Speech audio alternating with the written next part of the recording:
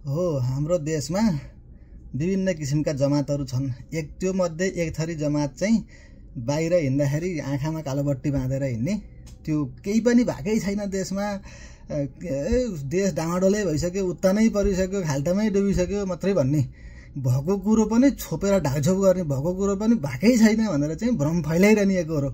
अहिले अब जो मान्छेले पनि सामान्यतया हिँड्दाखेरि आजभन्दा 5 वर्ष अगाडि र अहिलेको तुलना गर्ने हो भने भौतिक प्रगतिको रूपमा ल अरू केही नभए पनि सडक त फराकिलो भएको छ। त्यो यो दलले गर्यो, ऊ दलले गर्यो, यो नेताले गरे हो, त्यो नेताले गरे हो, बजेट हामीले हाले हो भन्ने त त्यो सबैले भन्छन्। सबै दलले मैले गरेर बनाए हो त सबैले भन्छन्। त्यो जस दिने बाटो हो, उनीहरूको त्यो गरिखाने भाँडै हो, त्यो त गर्ने भइहाले।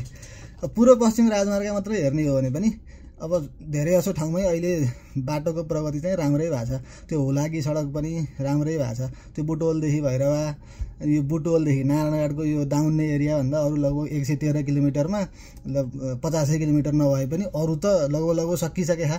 थुम्सीको त्यो खाल्टोमा जहिले पनि वर्षैपछि त्यो पुल बगाउने के हुने, गाडी नै हिँड्न नसक्ने, सधैँ चाहिँ अप्ठ्यारो पर्ने ठाउँमा अहिले त्यस्तो समस्या त छैन। एउटा दाउन्नेमा चाहिँ समस्या छ अझै पनि। दाउन्नेमा पनि अब ढिलै भए पनि 1 वर्षभित्रमा त बनिसक्ला। त्यति त नलाग्ला, पक्कै पनि लाग्दैन त्यति त। त्यो र त्यति बेलासम्म त पक्कै बन्छ। त्यसैपट्टिको भागबाट यता नारायणघाटसम्म आउँदाखेरि त बाटो लगभग क्लियर छ। अब नारायणघाटबाट चाहिँ हेटौँडा जाने बाटो त्यो अलिकति गोन्दाङसम्मको 6 किलोमिटर फराकिलो भइसक्यो। त्यहाँबाट जङ्गल छ।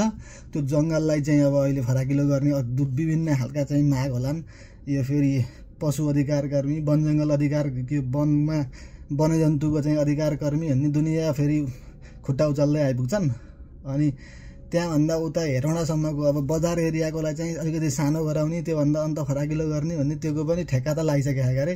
अब त्यो पुलको पनि त्यो नारायणघाट र चाहिँ गैँडाकोट जोड्ने पुलको पनि ठेक्का लागिसकेको छ। त्यसलाई 3 वर्ष त्यो नापी नक्सा के गर्ने, मोडल त्यसको चाहिँ यो तयार गर्ने, यस्तो डिजाइन उस्तो डिजाइन भन्दै खाए।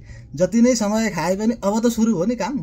ल काम सुरु भएको 36 महिना सक्ने भनेको छ। 36 महिना सकिएन, ल अर्को 1 महिना के अरे 1 वर्ष थपेर 48 महिनै लाग्यो भने पनि काम त सकिन्छ नि। त्यसपछि त बन्छ नि त्यो बाटै। अब त्यो पुलै नभनिकन त बस्दैन सुरु भइसकेपछि। त्यसपछि अन्त पनि यो अब मुलिनबाट चाहिँ हेर्ने हो भने पोखरा जाने बाटो, अब त्यो आबु खैरेनीको पावर हाउसको आडको चाहिँ कति किलोमिटर 5-6 किलोमिटरलाई चाहिँ अब पारी एकपट्टिबाट पुल तार्ने, अर्कोपट्टिबाट फेरि पुल तार्ने गरेर त्यो आबु खैरेनीको पावर हाउसको एरिया नबने पनि अरू त लगभग सकिया छ। त्यहाँ त अब बाटो त फराकिलो भइसकेको छ।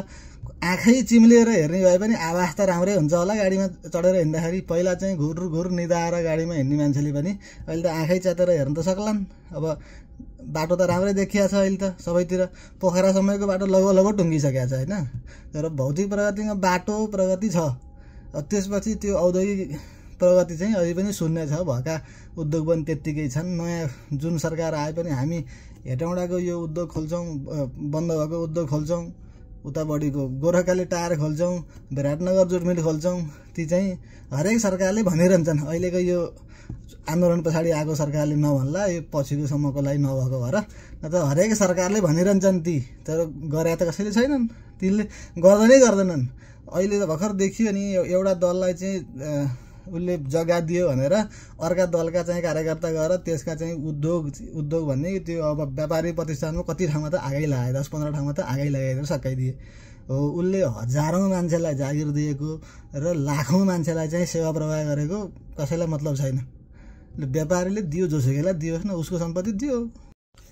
अनि त्यो नागढुङ्गादेखि चाहिँ यता निस्किने त्यो सुरुङ मार्गको पनि कुरा भयो। त्यो पनि त अब जसले सुकै बनाए पनि, जापान सरकारले ऋण दिए पनि, अनुदान दिए पनि, जुन सरकारले त्यसलाई चाहिँ सुरु गरे पनि, जसले अन्त्य गरे पनि काम त बन्यो नि। हामीलाई त काम चाहियो, जसले सुकै बनाओस् मतलब भएन, बन्न पर्यो। त्यसको पनि अब सकिन लाग्यो। यो दसैँमा त अस्ति खुलाए पनि अब यो पुस माघबाट अब ढिलै भए पनि अलि महिना पछाडि त त्यो सञ्चालनमा आइहाल्छ। त्यसपछि अन्य थुप्रै कुराहरू छन्। यो रेलमा चाहिँ यो सबैले इलेक्ट्रिक रेल, पूर्व पश्चिम रेल भन्न थाले। त्यो चाहिँ कहानी मात्रै भयो। रेलमा चाहिँ अब त्यसको मुआब्जाको चाहिँ काम सुरु भइरहेछ। अब बनाउनु त अब उता त्यो जनकपुरबाट चाहिँ अगाडि त बनाएछ, ठाउँको नाम मैले बिर्सेँ। त्यहाँतिर पनि त अहिले काम त भइरहेछ होइन। तैपनि रेलमा चाहिँ थप देखिने प्रगति भएको छैन। रेल